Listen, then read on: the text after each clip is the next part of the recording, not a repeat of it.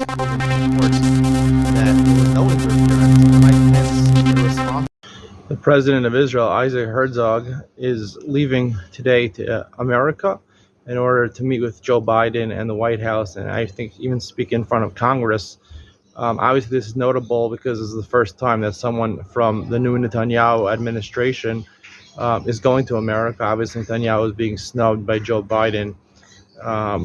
It's kind of crazy, in my opinion, that Isaac Herzog, which is the president of Israel, which basically has no power, it's a ceremonial position, is being invited to the United States. One of the biggest allies of America is Israel, and they won't invite Benjamin Netanyahu, who's been the longest serving prime minister ever in Israel. Joe Biden, supposedly when he met him a couple of years ago, said, we're best friends. If he's really best friends, even if he doesn't agree with his policies, he should be inviting the prime minister. I'm surprised Netanyahu is letting the president go. It's a tremendous slap in the face Biden is doing to Netanyahu. Apparently, Ron DeSantis is cutting some of his staff. He's getting killed in the polls by Donald Trump already. He's trying to save some money. It looks like he basically has no chance of overtaking Donald Trump.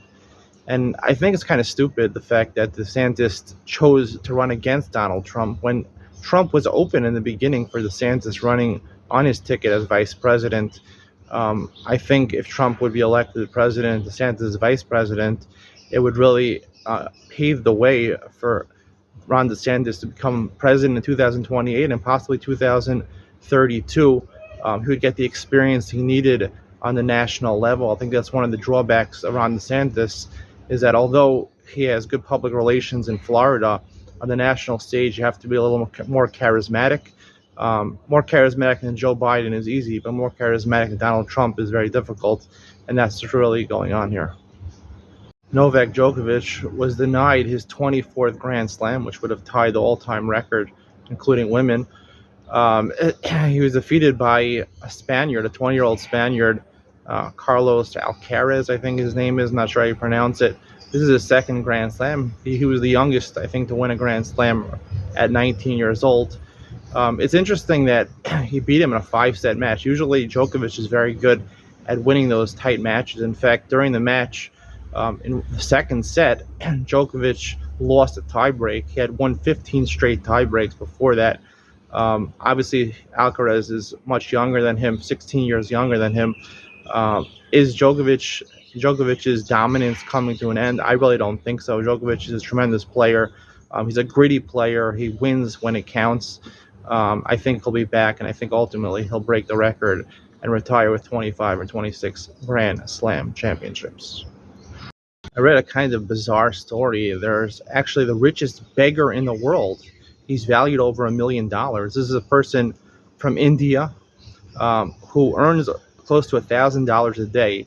And even though now he's a millionaire, he still goes to his job every day. He doesn't want to quit his job of going around and asking people for money. And I saw in the article, there's mixed reaction to what he's doing. Some people say it's wrong that he's taking money for charity when obviously he's a millionaire. He doesn't need the money.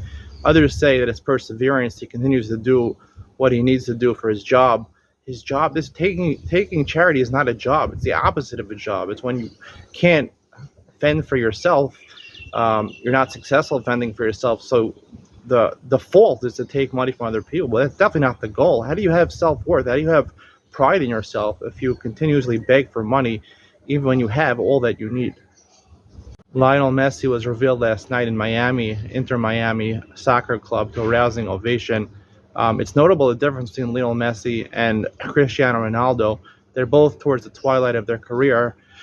Ronaldo took close to more than $1 billion to play in Saudi Arabia. Messi was offered even more, $1.6 billion over the next 4 years to play in Saudi Arabia. He turned it down to earn approximately $125 million a year in Inter Miami, which is not bad at all, but he's also getting revenue sharing from Apple and Adidas, which could make it equal in terms of financial status. But also, I think Messi is making the right decision. When you go to Saudi Arabia, it's just not the national stage sport-wise as America is, even though soccer is not so popular in America. Being an athlete, one of the most famous athletes in the world in America, will definitely put him in the spotlight.